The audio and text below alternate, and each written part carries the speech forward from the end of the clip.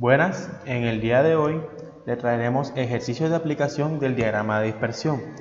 Para ello nos vamos al programa de Excel y observamos unos ejemplos. Aquí podemos encontrar el siguiente ejemplo. La siguiente tabla muestra las notas obtenidas por 8 alumnos en un examen, las horas de estudios dedicadas a su preparación y las horas que vieron la televisión. Aquí tenemos los datos distribuidos en la siguiente tabla. Y nos preguntan, representa gráficamente los diagramas correspondientes a nota TV, a nota estudio y nota TV. Bueno, para eso construimos la tabla en Excel. Se transcriben los datos a la tabla, se escriben las variables a las que corresponden y a nuestro gusto le podemos agregar colores y lo que deseamos. Entonces, para crear el diagrama de dispersión entre nota estudio, seleccionamos la opción nota, la opción estudio, le damos a la opción insertar diagrama de dispersión y nos genera el diagrama de dispersión y nos genera la gráfica. Entonces, ese diagrama lo tenemos aquí. Ese diagrama, ¿qué nos indica? Aquí podemos observar que las componentes entre sí están correlacionadas de forma negativa, ya que al observar la recta y igual a menos 1,2987x más 14,13, se puede observar que el comportamiento de esta recta es inclinada de forma negativa. Por tanto, podemos afirmar que las variables están correlacionadas de forma negativa. Un ejemplo de esto que podemos ver entre las notas y las horas de TV es el siguiente. Una persona que sacó una nota de 3, ¿cuántas horas de televisión vio? 11 horas. Por tanto, se puede inferir y se puede afirmar que las horas de televisión inciden de forma negativa sobre la nota. Ahora analizamos el gráfico entre nota y las horas de estudios. Como podemos observar, la nota va a depender de la cantidad de horas de estudio que se le dedique. Podemos ver que una persona que sacó un 3 le dedicó 4 horas de estudio y la nota máxima, en este caso 9, le dedicó 14 horas de estudio. Además, podemos observar que el comportamiento de la recta que me realiza el comportamiento ideal o el comportamiento de forma más adecuada de esta gráfica es de forma creciente. Por tanto, podemos decir que las variables están correlacionadas de forma positiva. Un ejemplo claro aquí podemos observar y analizar es el siguiente. Una persona que sacó una nota de 8 le dedicó 10 horas de estudio, mientras que una persona que le dedicó 5 horas de estudio tuvo una nota de 4. Por lo tanto, podemos afirmar que depende de la cantidad de horas de estudio, así será la nota esperada. Ahora vemos la pregunta B. ¿Se observa correlación entre las variables estudiadas? Pues claro, ya lo respondimos anteriormente. En el diagrama de dispersión en el que se representan las notas versus las horas de TV, podemos ver que las variables están correlacionadas de forma negativa. Y un ejemplo claro de esto es una persona que sacó como nota 7, vio cuántas horas de televisión, 2, es decir, a menos horas de televisión que se le dedique, se puede predecir que la nota va a ser mejor. Ahora, en el gráfico que sigue de nota versus horas de estudio, se puede observar todo lo contrario, es decir, las variables están correlacionadas de forma positiva. Esto lo podemos afirmar porque a medida de que el estudiante o una persona le dedica mayor cantidad de horas al estudio, así se ve reflejada en su nota. Un ejemplo claro de esto es la persona que sacó 4 en el examen le dedicó 5 horas de estudio, es decir, su nota va a depender de la cantidad de horas que estudió. Y entre eso podemos destacar la persona que sacó 7, le dedicó 9 horas de estudios y así a la nota máxima que es 9, en el cual podemos observar que le dedicó 14 horas de estudio. A continuación observaremos este otro ejemplo en donde se hace evidente la aplicación de medidas de dispersión. El número de bacterias por unidad de volumen presentes en un cultivo después de un cierto número de horas viene expresado en la siguiente tabla. Aquí podemos observar la tabla donde me indican que X representa el número de horas que varían entre 0 y 5 horas y Y que representa el número de bacterias que varía entre 12, 19, 23, 34, 56 y 62. Ahora, me piden que calcule las medias y desviaciones típicas de las variables de número de horas y de número de bacterias. Bueno, en este punto observaremos lo siguiente. Cuando me piden que calcule la media y desviación típica, debo tener claros los conceptos de esto y lo que se representa. Ahora, a la parte superior derecha podemos observar estas siguientes fórmulas. Esta fórmula seleccionada aquí corresponde y hace referencia a la media, que me dice que es la sumatoria de todos los valores dividido entre la cantidad total. En este caso, aquí tenemos la media. ¿Cómo se calcula? Sumando cada uno de estos términos y dividiéndolos entre la muestra. Ahora, para ello se hace el mismo procedimiento. Se suman cada uno de los valores que tengo, cada uno de los datos y se divide entre la cantidad total. En este caso me encuentro con una muestra de 6. La desviación típica viene dada por la siguiente fórmula. Es la sumatoria de cada uno de los valores menos la media correspondiente a cada uno de los mismos, todo esto elevado al cuadrado y dividido sobre la muestra.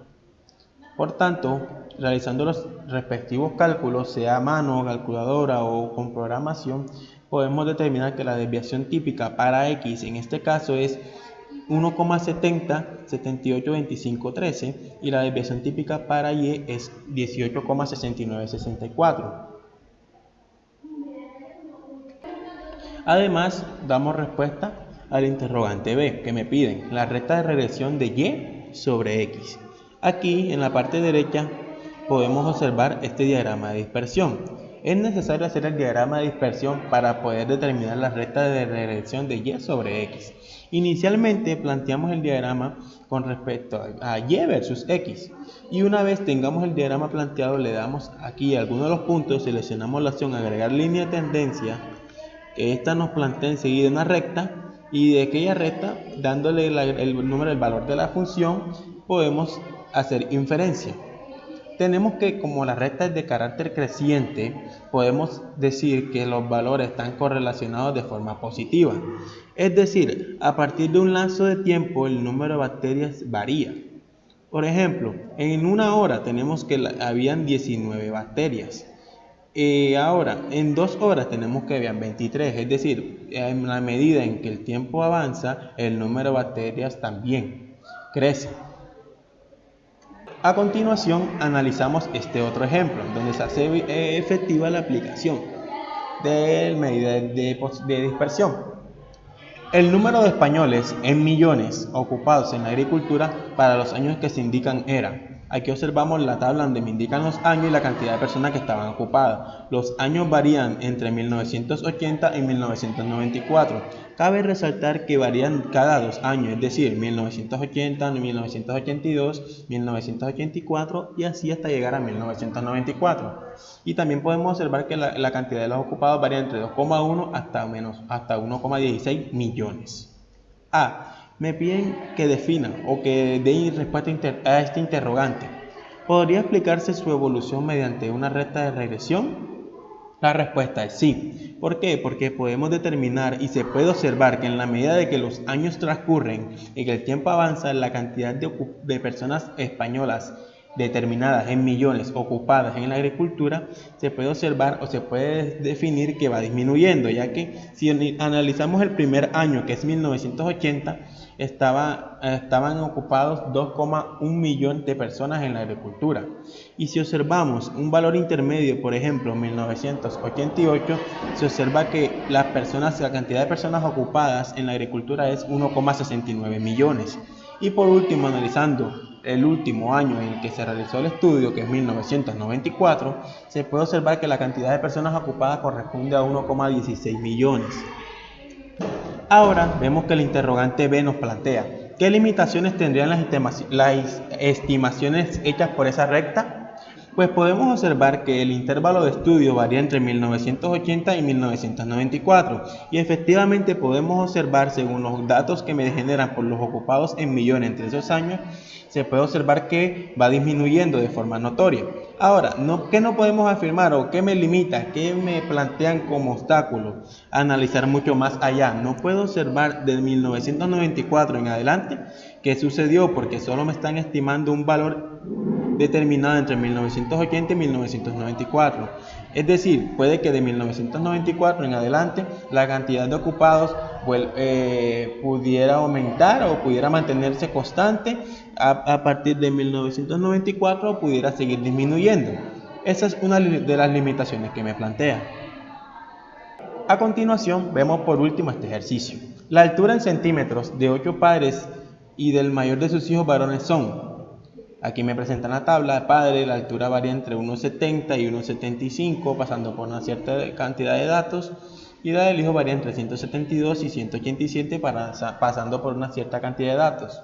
Entonces me piden, calcula la recta de la regresión que permite estimar la altura de los hijos dependiendo de la del padre y de la del padre conociendo la del hijo. Para responder este interrogante, creemos que tenemos que hacer dos diagramas de dispersión. Ahora, realizando el diagrama de la altura del hijo versus la altura del padre, podemos observar aquí los puntos. Trazando una recta que me represente ese diagrama, observamos que la recta es creciente, es decir, las variables están correlacionadas de forma positiva. Y esto es notorio, ya que si tenemos que la altura del hijo es 175, aproximadamente se estima que la altura del padre es 187, perdón. Si la altura del hijo es 170, la altura del padre es 172. Es decir, podemos hacer una breve inferencia en la que en lo particular, por no decir lo general, a mayor altura del hijo se tendrá mayor altura en el padre.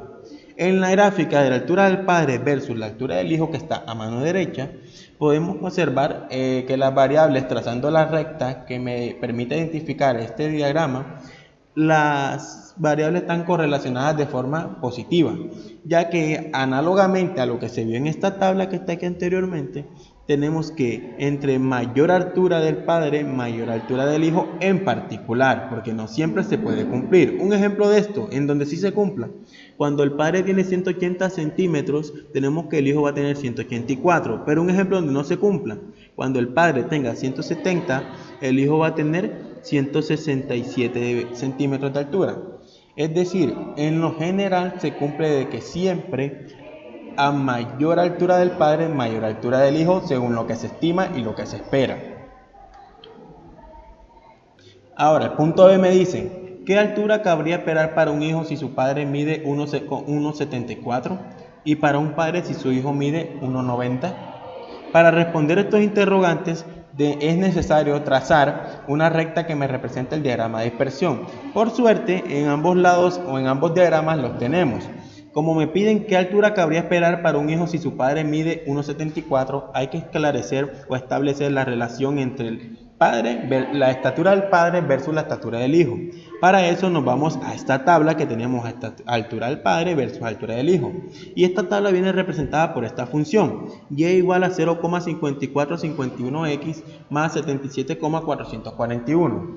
Esta función la vamos a estimar acá. Entonces, ¿qué nos piden? ¿Qué nos piden? Estimar la altura o lo que se espera del hijo sabiendo que su padre mide 1,74. Para ello graficamos la función y le damos valores. Evaluamos 1,74 en esta función para ver qué valor nos arroja. Y tenemos que por último, en estos lados, observando y haciendo inferencia sobre este análisis, cuando el padre mida 1,74 se espera que el hijo esté aproximadamente en 171 centímetros. Analizando de forma análoga, tenemos que aquí se nos presenta el diagrama de dispersión y la respectiva línea recta que representa el mismo. Realizando la evaluación para conocer qué se espera con respecto a la altura del padre, sabiendo que su hijo mide 190 centímetros, evaluándolo en la función, análogamente tenemos un resultado, 190 en la función que tenemos aquí, que la graficamos por acá. Es decir, y igual a 0,6219x más 68,185. Evaluando 190 aquí tenemos que por total la altura esperada para el padre es 186,7 centímetros. Es decir, cuando el hijo mida 190 centímetros, el padre medirá aproximadamente en lo que se estima 186,7 centímetros. Muchas gracias por su atención, eso es todo por hoy.